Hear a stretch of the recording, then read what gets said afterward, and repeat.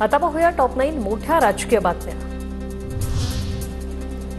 आशिष शेलारांच्या तक्रारीनंतर उद्धव ठाकरेंच्या 20 मेच्या पत्रकार परिषदेतील वक्तव्याची निवडणूक आयोगाकडून तपासणी। केंद्रीय निवडणूक आयोगाला अहवाल सादर। उद्धव ठाकरेंवर कायद्याने योग्य ती कारवाई होणार, आशिष शेलार यांची तक्रार योग्यच, प्रवीण दरेकरांचं वक्तव्य। तक्रारीत तथ्य आहे, उचित निवडणुकीच्या नियमाप्रमाणे जी कारवाई असेल ती त्या ठिकाणी उद्धव ठाकरेंवर होईल। निवडणूक आयोग सरकारचा गुलाम, आशिष शेलारांच्या तक्रारीची आयोगाने दखल घेतल्यानंतर ठाकरे गटाच्या अरविंद सावंतांचा हल्लाबोल।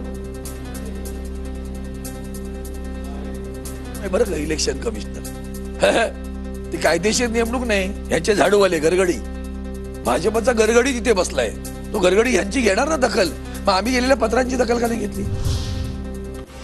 बोलायला नाही, कर्तृत्व दाखवायला हिंमत लागते। थेट परकीय गुंतवणुकीत महाराष्ट्र सलग दुसऱ्या वर्षी पहिल्या क्रमांकावर।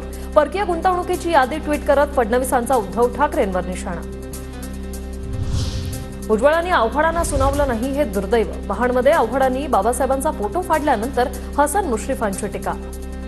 संपूर्ण देशाच्या संतप्त भावना आहेत, वाटते त्यांनी किती माफी मागितली तर हे काय धुवून जाईल असं मला वाटत नाही, त्यांना प्रायश्चित्त घ्यावं लागेल।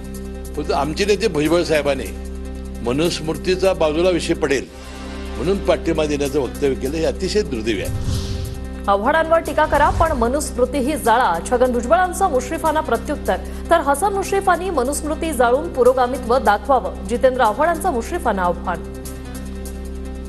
टीका करायची तुम्ही टीका करा, परंतु तो टीकेचा अधिकार तुम्हाला कधी येतो? ज्यावेळेला तुम्ही मनुस्मृतीला विरोध कराल त्यावेळेला तुम्ही मनुस्मृती जाळा। हसन मुश्रीफ यांनी मनुस्मृती जाळून दाखवावी आणि मागणी करावी की महाराष्ट्रात मनुस्मृतीला बंदी घाला म्हणून। एवढे पुरोगामी आहेत ना, स्वतःला एवढे मोठे पुरोगामी समजतात, शाहूंचे वारसदार समजतात ना। भुजबळ कोणत्या वाटेवर याबाबत संभ्रम, भुजबळांच्या वक्तव्यानं महायुतीला त्रास, भुजबळांनी आपली भूमिका स्पष्टपणे जाहीर करावी। शिंदे गटाचे आमदार संजय शिरसाटांचं वक्तव्य। तयार झालं की भुजबळ मग काय, भुजबळ मग या वाटेवर आहे का त्या वाटेवर आहे, हे असे कन्फ्युजनचे स्टेटमेंट देण्यापेक्षा डायरेक्ट स्टेटमेंट दिलेलं कधीही चांगलं असतं।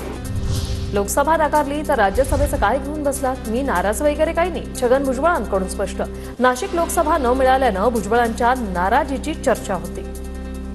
मला नाराज बिराज काय नाही, राज्यसभेवर देखील अरे राज्यसभा वगैरे सोडावं, लोकसभेला मी सांगितलं की मला नको आहे म्हणून, तर राज्यसभेचं काय? भुजबळांच्या राज्यसभेचं काय घेऊन बसला? 4 तारखेच्या निकालानंतर सरकारच राहणार नाही, नाना पटोलेंचा टोला।